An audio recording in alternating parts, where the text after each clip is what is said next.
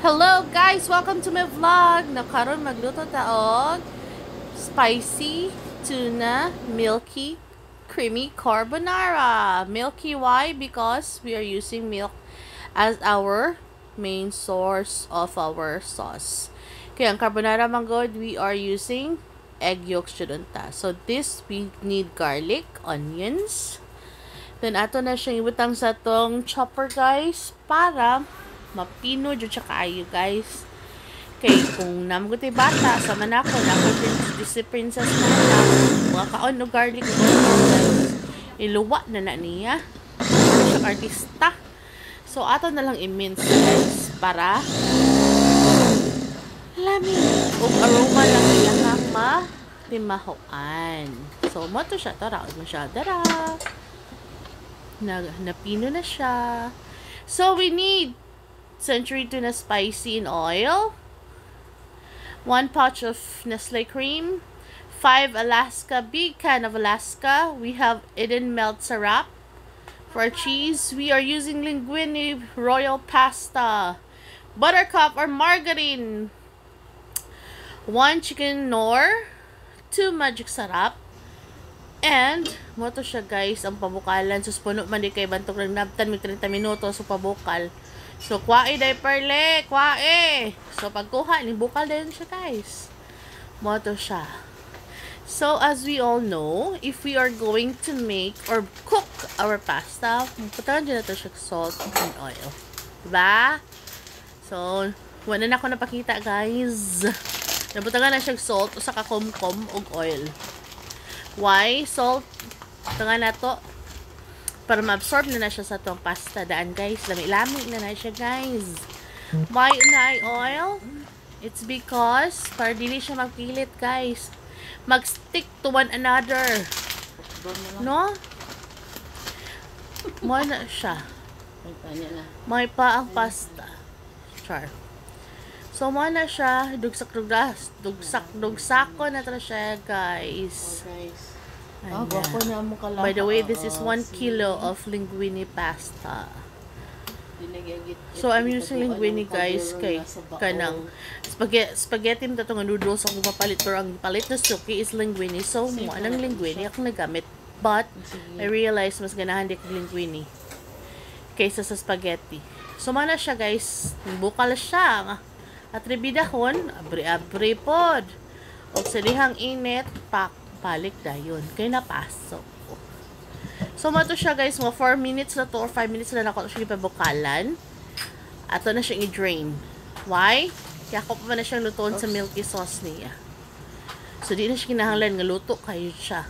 Igod na ako siya gihumok para kanang igsayon rig butang sa sauce. Iya pa tanan. So differently ayaw ko tagyabo para di maglunang atong kuan dira sabaw sa tong sink, kaya basing hugaw na tong sink, di magka hugaw na. So, hinay-hinay lang para dili maglunang ang sabaw. Very good day for late. So, mo to siya, at this point, ato ni siyang bubuan og cold water. Why cold water? Para ma-stop ang cooking process. Para, igbutang na to sa milky, di pa siya luto, di pa siya lata. Perfect ra siya, al dente. Manigo nila. Kani siya, di pa dyan siya luto guys. Igor ra yun siya nahumok. Kumana siya. Kaning mag voice over tagpating taas sa hanga. Kayo. Whew. So, mo to siya guys. Mana siya, swirl swirl. Para ma-ugnaw ang pasta. Yung na si Madam Cook. Okay. So, okay na siya. Now, let's start lamas. So, napreheat na tong kalaha. Now, let's add on our butter. Kaya init na siya. O, diba? Init na siya. Buttercup special margarine. So, dili na butter, guys. Margarine na guys. Okay, mahal kay itong mga real butter. Margarine lang. Lami, gyapon siya. So, in sauteing the lamas, guys, we are not using oil. We use this butter. Para humot kayo ang ating niluto. So, mana siya. Bali-baliha, guys, para madali ang melting process. swirl swirl kay ang mga sides ana sa tuang kaha is init man mo na siya. So tora nga tong minced lamas guys, garlic and onions, pak butang tak tak ilo mo na siya. Samtang nagmelt siya ato na siya slowly cook. Hinayi lang ha ang ato ang kalayo para dili masunog ang butter. Because we don't need burnt butter. Pait man na siya guys. Dili siya lami. So, na siya. Ato na siya ipamelt. Pag ma-melt na siya, humot na kayo siya nga part guys sa gisa-gisa na to. Oh. Diba? Tira, na-melt na siya guys. So, this point, atong ibutang atong pepper. Why? Diri nga part para maitos atong pepper. Mugawas iyang aroma. Mugawas yung flavor nga halang-halang. So, perfect kayo siya para sa tuang tuna carbonara. Yes, guys!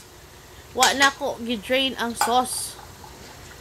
Ako siyang i-appeal.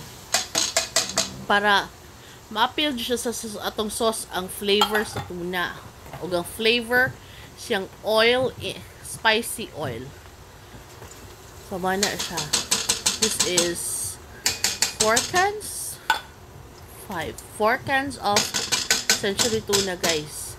1 kilo of linguine pasta, 1 butter, 4 cans of tuna in spicy oil, hot and spicy oil, tuna flakes in hot and spicy oil.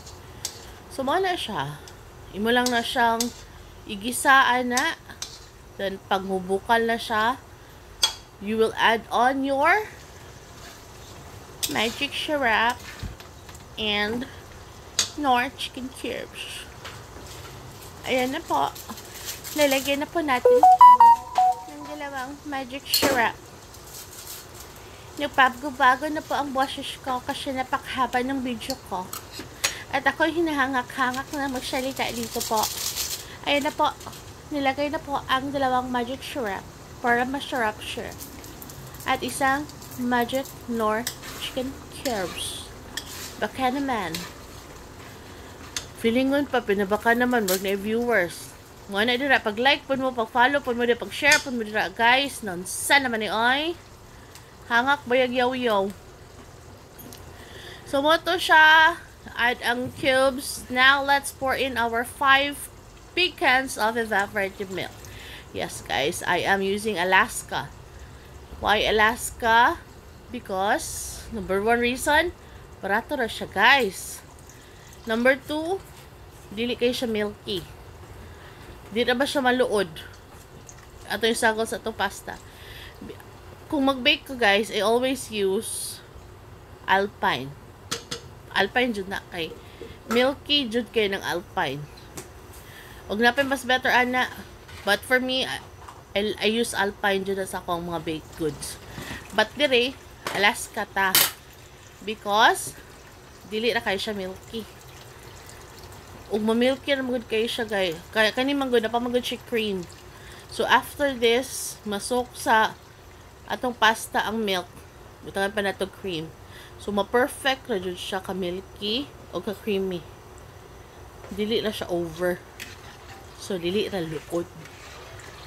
Diba? Diba?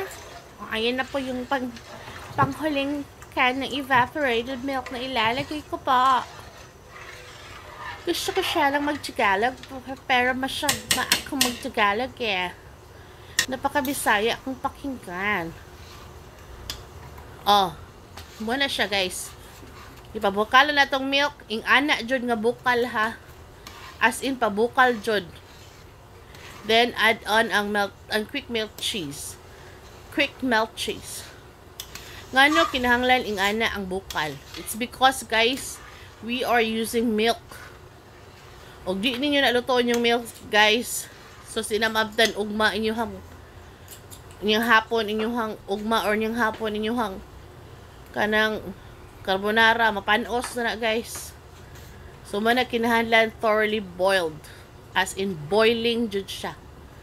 So, mato siya. Ibutang na nato ang cheese, no? I-add na nato at ang linguine pasta. So, Nahinay, kay malabsikan. May gani. So, mato siya. So, you think, guys, daghan na ka siyang sabaw. Imagine na ang atong pasta, di pa ba luto. Di pa na siya cook. Perfectly cooked. So, iya pa nang i-absorb ang all the milk in there. All the flavors in there. Atong sabaw sa century tuna, ang milk, iya pa nang i-absorb, guys. Dayon mo na siyang halang-halang yun na siya. Mas lami pa na siya sa samyang carbonara, milky carbonara. Diba? Daghan na kayo siya nabuhat, no? So, at this point, pag tilaw na ko kay tabang-tabang man siya gamay, sinabutan ko 2 pinch of salt. Duha lang. Look at that. Tangan ako na siya. Okay. Tilawan ako. Kulang-kulang raman gamay. Good sa kaparat. Pero gamay lang. Moto siya. O, diba? There. Nagkuha ko nag-salt kay. Tangan ako na siya salt. Dalawang pinch lang po ng salt. Oh, see? Medyo nagamay naman po to. Sa kakilo, biya po na. Sa kakilong pasta, 5 kakan nga milk, 4 ka century tuna. Oh, diba? So, niya mura to tong salt kibutang. It's because na naman tayo cheese, napadjud tayo magic syrup, o chicken nor. So, mo to siya. Kamay lang ang salt. So, mix.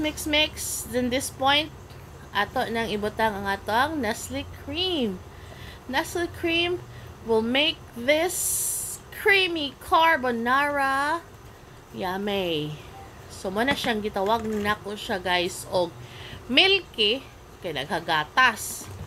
Creamy, kay Nestle cream. And spicy, kay halang ang ato ang tuna. So, mo nang gitawag og milky, creamy, spicy tuna carbonara. O, diba? Masok na tanan sa, kuan guys, i-absorb na sa pasta tanan. And by the way, at this point, wala na kayo guys ha. Okay ko, ana, na-forgot na ko gingon ninyo. So, mana na siya guys.